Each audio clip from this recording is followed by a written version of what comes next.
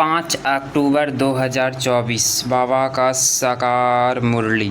मीठी बच्ची, बाबा आया है तुम बच्चों से दुख धाम का संन्यास कराने। यही है बेहद का संन्यास। आज का प्रश्न है, उन सन्यासियों के संन्यास में और तुम्हारे संन्यास में मुख्य अंतर क्या है? उत्तर, वे सन्यासी घर बार छोड़कर जंगल में जाते, लेकिन तुम घर बार छोड़कर जंगल में नहीं जाते हो। घर में रहते हुए सारी दुनिया को कांटों का जंगल समझते हो। तुम बुद्धि से सारी दुनिया का संन्यास करते हो। ओम शांति। रूहानी बाप बैठ रूहानी बच्चों को रोज़ रोज़ समझाते हैं, क्योंकि आधा कल्प के बेसमझ है ना, तो रोज़ रोज़ समझाना पड़ता है। पहले पहले तो मनुष्यों को शांति चाहिए। आत्माएं सब असुल रहने वाली भी शांति धाम की है। बाप तो है ही सवेद शांति का सागर। अभी तुम शांति के वर्षा प्राप्त कर रहे हो। बच्चे कहते हैं ना, शांति देवा, अर्थात हमको इस सृष्टि से अपने घर शांति धाम में ले जाओ अथवा शांति का वर्षा दो। देवताओं के आगे अथवा शिव बाबा के आगे यह कर कहते हैं कि शांति दो, क्योंकि शिव बाबा है शांति का सागर। अभी तुम शिव बाबा से शांति का वर्षा ले रहे हो। बाप को याद करते करते तुमको शांति धाम में जाना जरूर नहीं, याद करेंगे तो भी जाएंगे जरूर। याद इसीलिए करते हो कि पापों का बोझा जो सिर पर है वह खत्म हो जाए, शांति और सुख मिलता है एक बाप से, क्योंकि वह सुख और शांति का सागर। वही चीज़ ही मुख्य है। शांति को मुक्ति भी कहा जाता है और फिर जीवन मुक्ति और जीवन बंध भी है। अभी तुम जीवन बंध से जीवन मुक्त हो रहे हो। सतयुग में कोई बंधन नहीं होता है, गाया भी जाता है सहज जीवन मुक्ति व सहज गति सतगति। अब दोनों का अर्थ तुम बच्चों ने समझा है। गति कहा जाता है शांति धाम को, सतगति कहा जाता है दुख धाम को, सुख धाम को। सुख धाम शांति धाम, फिर यह है दुख धाम। तुम यहाँ बैठे हो। बाप कहते हैं बच्चे शांति धाम घर को याद करो। आत्माओं को अपना घर भूला हुआ है। बाप आकर याद दिलाते हैं, समझाते हैं, हे रूहानी बच्चों, तुम घर जा नहीं सकते हो जब तक मुझे याद नहीं करेंगे। याद से तुम्हारी पाप भस्म हो जाएंगी, आत्मा पवित्र बन फिर अपने घर जाएगी। तुम बच्चों जानते हो यह अपवित्र दुनिया है, एक ही पवित्र मनुष्य नहीं। पवित्र दुनिया को सतयुग, अपवित्र दुनिया को कलयुग कहा जाता है। राम राज्य और रावण राज्य, रावण राज्य से अपवित्र दुनिया स्थापना होती है और यह बना बनाया खेल है ना, यह बेहद का बाप समझाते हैं, उसको ही सत्य कहा जाता है। सत्य बातें तुम संगम पर ही सुनते हो, फिर तुम सतयुग में जाते हो। द्वापर से फिर रावण राज्य शुरू होता है। रावण अर्थात असुर ठहरा। असुर कभी सत्य नहीं बोल सकते, इसीलिए उसको कहा जाता है झूठी माया, झूठी काया। आत्मा भी झूठी है तो शरीर भी झूठा है। आत्मा में संस्कार भरते हैं ना, 4 धातुएं है ना, सोना चांदी तांबा लोहा, सब खाद निकल जाती है, बाकी सच्चा सोना तुम बनते हो। इस योग बल से तुम जब सतयुग में हो तो सच्चा सोना ही होना। फिर चांदी पड़ती है तो चंद्रवंशी कहा जाता है। फिर तांबे की लोहे की खाद पड़ती है द्वापर कलयुग में। फिर योग से चांदी तांबा लोहा की खाद पड़ी है वह निकल जाती है। पहले तो तुम सब आत्माएं शांति धाम में फिर पहले पहले आते हो सतयुग में, उसको कहा जाता है गोल्डन एज। तुम सच्चा सोना हो। योग बल से सारी खाद निकलकर बाकी सच्चा सोना बचता है। शांति धाम को गोल्डन एज नहीं कहा जाता है। Golden age, silver age, copper age कहा शांति धाम में तो शांति है। आत्मा जब शरीर लेती है तब गोल्डन एज कहा जाता है, फिर सृष्टि ही गोल्डन एज बन जाती है। सतो प्रधान 5 तत्वों से शरीर बनता है। आत्मा सतो प्रधान है तो शरीर भी सतो प्रधान है। फिर पिछाड़ी में आकर आयरन एज शरीर मिलता है, क्योंकि आत्मा में खाद पड़ती है तो गोल्डन एज, सिल्वर एज इस सृष्टि को कहा जाता है। तो अब बच्चों को क्या करना है, पहले शांति धाम जाना है। इसीलिए बाप को याद करना ही, तब ही तमो प्रधान से सतो प्रधान बन जाएंगे। इसमें टाइम उतना ही लगता है जितना टाइम बाप यहाँ रहते हैं। वह गोल्डन एज में पार्ट लेते ही नहीं। तो आत्मा को जब शरीर मिलता है तब कहा जाता है यह गोल्डन एज जीव आत्मा है। ऐसे नहीं कहेंगे गोल्डन एज आत्मा, नहीं, गोल्डन एज जीव आत्मा फिर सिल्वर एज जीवात्मा होती है। तो यहाँ तुम बैठे हो, तुमको शांति भी है तो सुख भी प्राप्त होता है। तो क्या करना चाहिए, दुख धाम का संन्यास, इसको कहा जाता है बेहद का संन्यास। सन्यासियों का है हद का संन्यास। घर बार छोड़ जंगल में जाते हैं, उसको यह पता नहीं कि सारी सृष्टि ही जंगल है, यह कांटों का जंगल है, यह है कांटों की दुनिया, वह है फूलों की दुनिया। वह भले संन्यास करते हैं परंतु फिर भी कांटों की दुनिया में, जंगल में, शहर से दूर दूर जाकर रहते हैं।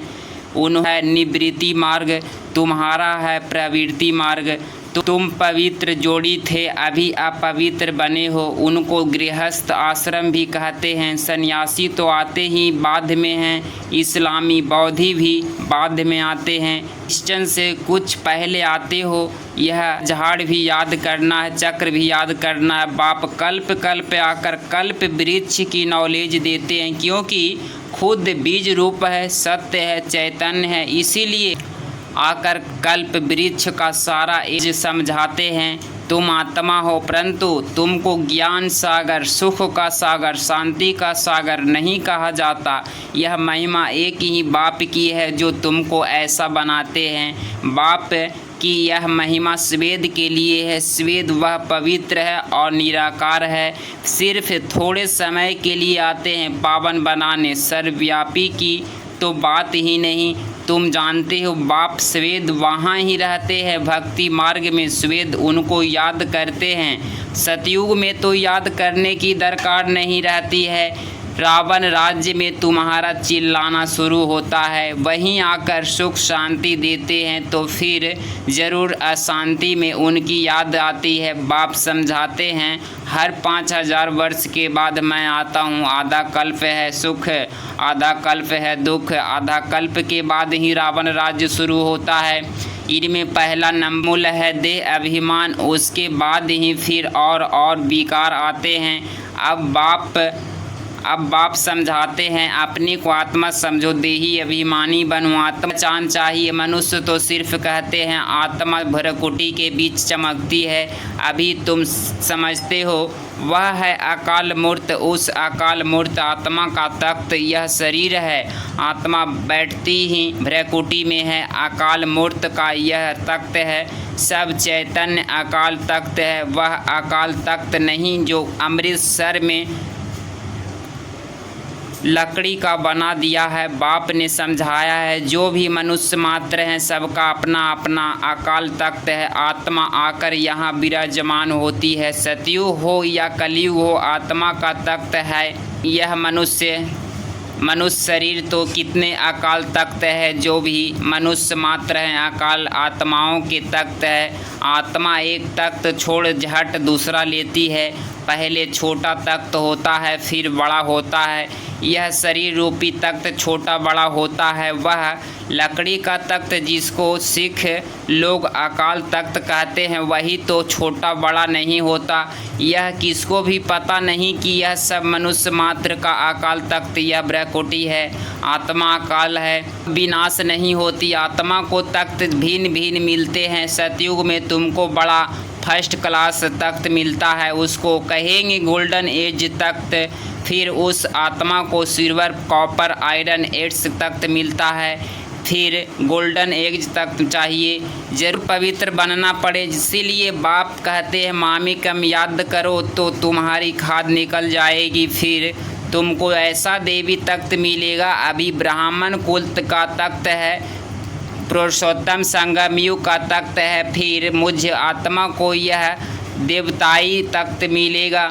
यह बातें दुनिया के मनुष्य नहीं जानते। देह अभिमान में आने के बाद एक दो को दुख देते रहते हैं, इसीलिए इनको दुख धाम कहा जाता है। अब बाप बच्चों को समझाते हैं शांति धाम को याद करो जो तुम्हारा असली निवास स्थान है। सुख धाम को याद करो, इनको भूलते जाओ, इनमें वैराग्य ऐसा ही नहीं सन्यासी मिसल घरवार छोड़ना है। बाप समझाते हैं वह एक तरफ अच्छा है दूसरी तरफ बुरा है। तुम्हारा तो अच्छा ही है, उनका हठयोग अच्छा ही है, बुरा भी है, क्योंकि देवताएं जब वाम मार्ग में जाते हैं तो भारत को थमाने के लिए पवित्रता जरूर चाहिए, तो उनमें ही मदद मिलते हैं, मदद करते हैं। भारत ही अविनाशी खंड है, बाप का भी आना यहाँ होता है, तो यहाँ पर बेहद का बाप आते हैं, वह सबसे बड़ा तीर्थ हो गया। सर्व की सतगति बाप ही आकर करते, इसीलिए भारत ही उच्चते उच्च देश है। मूल बात बाप समझाते हैं, बच्चे याद की यात्रा में रहो। गीता में भी मन मना भव अक्षर है, परंतु बाप कोई संस्कृत तो नहीं बतलाते हैं। बाप मन मना भव का अर्थ बताते। देह के सब धर्म छोड़ अपने को आत्मा समझ, अपने को आत्मा निश्चय करो। अब आत्मा अविनाशी है, वह कभी छोटा बड़ा नहीं होती। अनादि अविनाशी पाठ भरा हुआ है, ड्रामा बना हुआ है। पिछाड़ी में जो आत्माएं आती है उनका बहुत थोड़ा पाठ है, बाकी टाइम शांति धाम में रहते हैं। स्वर्ग में तो आ न सके, पिछाड़ी को आने वाले यहाँ ही थोड़ा सुख वहाँ ही थोड़ा दुख पाते हैं। जैसे दिवाली पर मच्छर कितने ढेर निकलते हैं, सुबह को उठ कर देखो तो सब मच्छर मरे पड़े होंगे, तो मनुष्यों का भी ऐसा ही पिछाड़ी में आने वाले ही क्या वैल्यू रहेगी। ठहरे तो बाप समझाते हैं यह सृष्टि का चक्र कैसे फिरता है। मनुष्य सृष्टि रूपी जहाड़ छोटे से बड़ा, बड़े से छोटा कैसे होता है। सतयुग में कितने थोड़ा मनुष्य, कलयुग में कितना वृद्धि को जहाड़ बड़ा हो जाता है। मुख्य बात बाप ने इशारा दिया है, गृहस्थ व्यवहार में रहते मामी कम याद करो। 8 घंटा याद में रहने का अभ्यास करो। याद करते करते आखिरी पवित्र वन बाप को पास चले जाएंगे तो स्कॉलरशिप भी मिलेगी। बाप अगर रह जाएंगे तो फिर जन्म लेना पड़े, सजाएं खाने हैं, फिर पद भी कम हो पड़ता। हिसाब किताब चुकतो तो सबको करना है। जो भी मनुष्य मात्र हैं अभी तक ही जन्म लेते रहते हैं। इस समय देखेंगे भारतवासियों से क्रिश्चियन की संख्या ज़्यादा है। वह फिर भारतवासी तो 100% जा गए हैं, क्योंकि वहीं 100% सुख पाते हैं, फिर 100% दुख यही पाते हैं। वह तो आते ही पीछे हैं। बाप ने समझाया है क्रिश्चियन डिनाइस्टी का, श्री कृष्ण डिनाइस्टी से कनेक्शन ने राज्य छीना, फिर क्रिश्चियन डिनाइस्टी से ही राज्य मिलता है। इस समय क्रिश्चियन का जोड़ है, उन्हीं को भारत से ही मदद मिलती है। अभी भारत भूख मरता है तो रिटर्न सर्विस हो रही है। यहाँ से दहन बहुत हीरे जवाहर आदि वहाँ ले गए हैं, बहुत धनवान बने, तो अब फिर दहन पहुँचाते रहते हैं। उसको मिलने का तो है नहीं, तो अब तुम बच्चों को तो कोई पहचानते नहीं हैं। अगर पहचानते तो आकर राय लेते। तुम हो ईश्वरीय संप्रदाय, जो ईश्वर की राय पर चलते हो, वहीं फिर ईश्वरीय संप्रदाय से देवी संप्रदाय बनेंगे, फिर क्षत्रिय वैश्य शूद्र संप्रदाय बनेंगे। अभी हम तो ब्राह्मण हैं, फिर हम जो देवता, हम जो क्षत्रिय, हम कितना अच्छा है। यह बाजोली का खेल है, जिसको समझाना बहुत सहज है, परंतु माया भुला देती है, फिर दैवी गुण से आसुरी गुणों में ले आती है। अपवित्र बनना आसुरी गुण है ना। अच्छा, मीठे मीठे सिकिलधे बच्चों प्रति माता पिता बाप दादा का याद प्यार और गुड मॉर्निंग। रूहानी बाप की रूहानी बच्चों को नमस्ते नमस्ते नमस्ते बाबा नमस्ते। धारणा के लिए मुख्य सार। पॉइंट नंबर फर्स्ट, स्कॉलरशिप लेने के लिए गृहस्थ व्यवहार में रहते कम से कम 8 घंटा बाप को याद करने का अभ्यास करना है। याद के अभ्यास से ही पाप कटेंगे और गोल्डन एज तक मिलेगा। पॉइंट नंबर 2, इस दुख धाम से बेहद का वैराग्य कर अपने असली निवास स्थान शांति धाम और सुख धाम को याद करना है। देह अभिमान में आकर किसी को दुख नहीं देना है। आज बाबा का मीठे वरदान।